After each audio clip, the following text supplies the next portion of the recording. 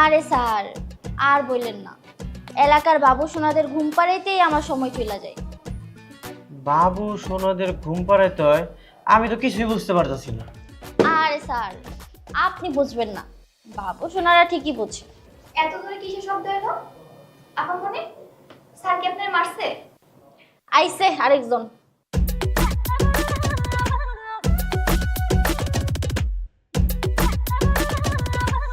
Sir, পানি খাওয়াবো? ভয় পাইছেন? আর আপনি এভাবে ঘামতেছেন কেন? উম, না না, ঘামতেছি না তো। এ, আমার মনে হয় ফ্যানটা আস্তে করতেছে এই জন্য। ও আচ্ছা, কিন্তু আমি তো দেখতেছি ফ্যান ভালো জোরেই ঘুরতেছে, নাকি অন্য কিছু?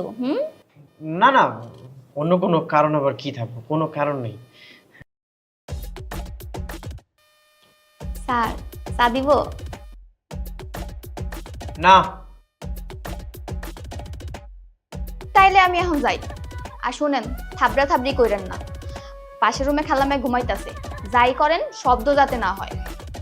এই, তুই একদম বেশি কথা বলিস, যা এখান থেকে। যাইতাছি তো। আচ্ছা, দুনিয়াতে কি আর কোনো কাজের লোক পাও নাই? এমন একটা বাসার মেয়েরে কেউ কাজের লোক রাখে? ক্যান্সার পছন্দ হইছে নাকি?